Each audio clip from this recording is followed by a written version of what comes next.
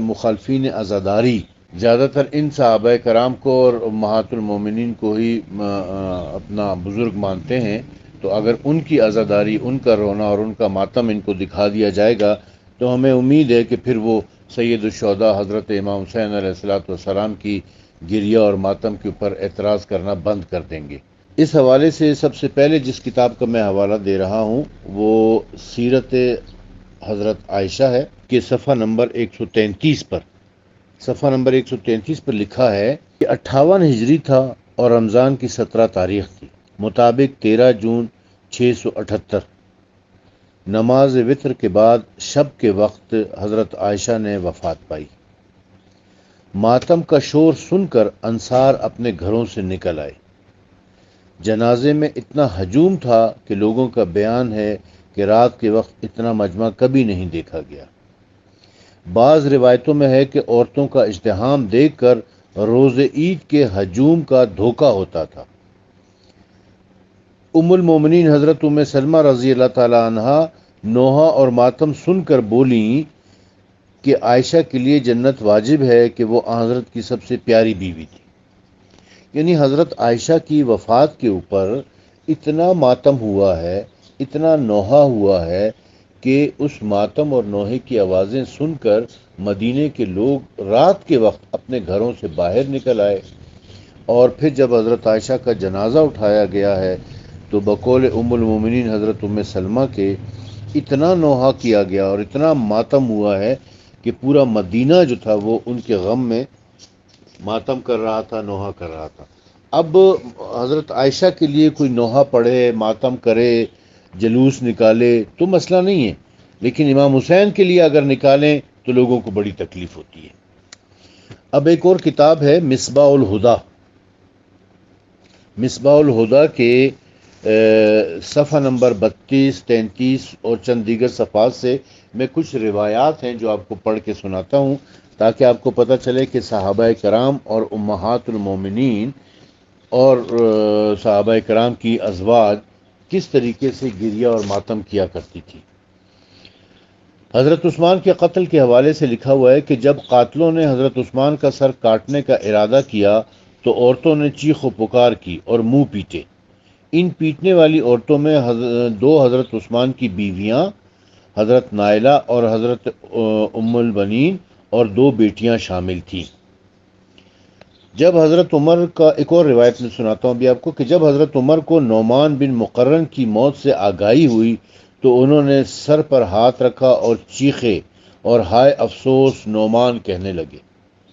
راوی کا بیان ہے کہ میں نے حضرت ابو ہریرہ کو دیکھا کہ وہ اپنا ماتھا پیٹ رہے تھے اور کہہ رہے تھے کہ اے اہل عراق، تم گمان کرتے ہو کہ میں نبی پر جھوٹ باندھتا ہوں۔ اب اس میں حضرت عمر کا بھی ماتم آپ کو نظر آ جاتا ہے، حضرت ابو ہریرہ کا بھی منہ پیٹنا آپ کے سامنے آ گیا ہے۔ ایک اور روایت سن لیں کہ جب حضرت ابو بکر کا انتقال ہوا تو حضرت عائشہ نے بلند آواز سے نوحہ شروع کیا۔ وہ کہتی تھی ہائے ابو بکر، اس پر ایک بارگی اہل مدینہ نے چیخنا چلانا شروع کر دیا اور زمین و زمان میں زلزلہ سا پڑ گیا۔ کنز الاعمال کے مصنف لکھتے ہیں کہ تعجب ہے کہ لوگ کہتے ہیں کہ حضرت عمر نے نوحہ و ماتم سے منع کیا ہے۔ اس غم میں انہوں نے اپنے گریبان بھی پھاڑ ڈالنے اور منہ پر تماچے بھی مارے ہیں۔ یعنی حضرت ابو بکر کی فوتگی پر حضرت عمر نے اتنا ماتم کیا ہے کہ اپنا گریبان پھاڑ دیا تھا اور اپنے منہ کے اوپر تماچے مارے تھے۔ اور لوگ کہتے ہیں کہ جی حضرت عمر نے، وہ جو حضرت عمر کی جو حدیث تھی اس کا تو ہم نے ذکر کر چکے ہیں، پہلے اپنے ایک وائس میسج میں ذکر کر چکے ہیں، وہ محض ایک غلط فہمی ہے۔ اب اصل میں بغض حسین ہے، بغض حسین کی بنیاد کے اوپر ایک غلط فہمی کی بنیاد کے اوپر جو حدیث تھی اس کو جواز بنا کر اور بس پروپیگنڈا کیا جا رہا ہے۔ اس ایک حدیث کے علاوہ اور کوئی حدیث ہے بھی نہیں ان کے پاس۔ خیر بہرحال اس کے اوپر تو ہم آلریڈی بات کر چکے ہیں، اب آگے چلتے ہیں۔ ایک اور روایت پڑھتا ہوں کہ حضرت عبد الرحمن بن ابو بکر کی قبر پر کھڑے ہو کر حضرت عائشہ نے نوحہ کیا۔ حضرت عائشہ اپنے بھائی حضرت عبد الرحمن بن ابو بکر کی قبر کے اوپر کھڑے ہو کے نوحہ کر رہی تھی۔ حضرت نے حضرت عمر کی بیٹی حفصہ کو طلاق دی تو یہ خبر سن کر حضرت عمر بدحواس ہو گئے اور اپنا منہ خاک پر ڈالنے لگے۔ جب حضرت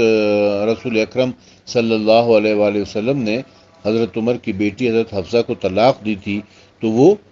بے چین ہو گئے تھے اور انہوں نے جو ہے نا اپنے سر کے اوپر اور اپنے منہ کے اوپر مٹی ڈالی تھی۔ جب نعمان بن مقرم کے مرنے کی خبر حضرت عمر نے سنی تو اپنا سر پکڑ لیا اور چیخ کر رونے لگے اور ہائے نعمان کہنے لگے۔ ایک اور بڑی اہم روایت آپ کی خدمت میں پیش کروں کہ حضرت عمر کے بیٹے کو زنا اور شراب خوری کی سزا میں کوڑے لگائے گئے،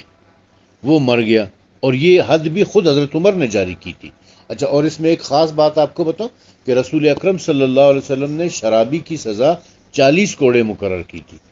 حضرت عمر نے اس کو بڑھا کر 80 کوڑے کر دیا، اپنی طرف سے 80 کوڑے کر دیے، اور آگے ان کا اپنا بیٹا شراب پیتے ہوئے پکڑا گیا،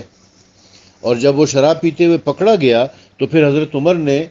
عدل اور انصاف کے تقاضوں کے مطابق اپنے بیٹے کے اوپر بھی حد جاری کی اور اسے بھی 80 کوڑے لگوائے،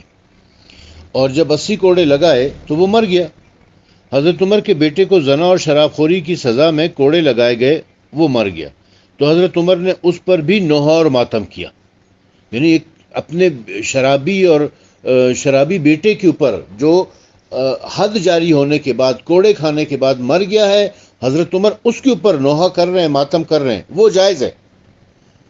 لیکن امام حسین علیہ السلام جو انتہائی مظلومانہ انداز میں کربلا کے میدان میں لق و دق صحرا میں بھوکے اور پیاسے شہید کر دیے گئے، ان پر ماتم کرنا جائز نہیں ہے۔ کیا مسلمانوں کا عقیدہ ہے۔ اچھا، اسی روایت میں آگے لکھا ہے کہ حضرت عمر نے اپنے بیٹے کا سر اپنی گود میں رکھا اور رونا شروع کیا اور کہتے جاتے تھے کہ میرا باپ فدا ہو اس پر جسے حق نے قتل کر دیا، میرا باپ فدا ہو اس پر جو سزا ختم ہوتے ہی چل بسا، میرا باپ فدا ہو اس پر جس کے اوپر نہ اس کے باپ نے رحم کیا اور نہ اس کے رشتہ داروں نے رحم کیا، یعنی خود ہی حضرت عمر نے تو حد جاری کی اس کے اوپر۔ لوگوں نے دیکھا تو ابو سہمہ یہ حضرت عمر کے بیٹے کی کنیت تھی، ویسے تواریخ میں نام اس کا عبد الرحمن ملتا ہے، لیکن ابو سہمہ اس کی کنیت تھی۔ لوگوں نے دیکھا کہ ابو سہمہ مر چکا ہے، پھر مدینے میں اس کا زور کا ماتم کیا گیا کہ اس سے زیادہ عظیم الشان ماتم کبھی نہیں ہوا تھا، لوگ دھاڑے مار مار کر روتے اور نوحہ کرتے تھے۔ اور یہ بات شاہ ولی اللہ محدث دہلوی نے اپنی کتاب ازعلۃ الخفا میں لکھی ہے، یہ کوئی معمولی کتاب نہیں ہے، یعنی شاہ ولی اللہ محدث دہلوی بر صغیر کی ایک بڑی مستند شخصیت ہیں، دیوبندی اور بریلوی دونوں کے ہاں ان کا بہت بڑا مقام ہے، وہ یہ لکھ رہے ہیں۔ میں یہ روایت دوبارہ آپ کو پڑھ کے سناتا ہوں، وہ اپنی کتاب میں، اور ویسے تو یہ تاریخ خمیس میں بھی ہے اور بھی بہت ساری کتابوں میں ہے، لیکن یہ روایت میں آپ کو دوبارہ پڑھ کے سنا رہا ہوں۔ حضرت عمر کے بیٹے کو زنا اور شراب خوری کی سزا میں کوڑے لگائے گئے، وہ مر گیا، تو حضرت عمر نے اس پر نوحہ و ماتم کیا۔ حضرت عمر نے اپنے بیٹے کا سر اپنی گود میں رکھا اور رونا شروع کیا اور کہتے جاتے تھے کہ میرا باپ فدا ہو اس پر جسے حق نے قتل کیا، میرے باپ فدا ہو اس پر جو سزا ختم ہوتے ہی چل بسا، میرا باپ فدا ہو اس پر جس کے اوپر نہ اس کے باپ نے رحم کیا اور نہ اس کے رشتہ داروں نے رحم کیا۔ یہ سارا نوحے کے الفاظ ہیں نا، میرا باپ فدا ہو، میرا باپ فدا ہو، میرا باپ فدا ہو، یہ نوحہ ہے نا، یہ نوحہ کیا ہے؟ حضرت عمر نے اپنے بیٹے کے اوپر نوحہ کیا، اور کس بیٹے کے اوپر؟ جو شراب نوشی میں پکڑا گیا تھا، جس کے اوپر حد جاری کی گئی تھی، جسے کوڑے لگائے گئے تھے اور وہ ان کوڑوں کی وجہ سے مر گیا تھا، اس کے اوپر حضرت عمر جو ہے نا نوحہ کر رہے ہیں۔ اور پھر لکھا ہے کہ پھر مدینے میں اس زور کا ماتم کیا گیا کہ اس سے زیادہ عظیم الشان ماتم کبھی نہیں ہوا تھا، لوگ دھاڑے مار مار کر اس پر روتے اور نوحہ و ماتم کرتے تھے۔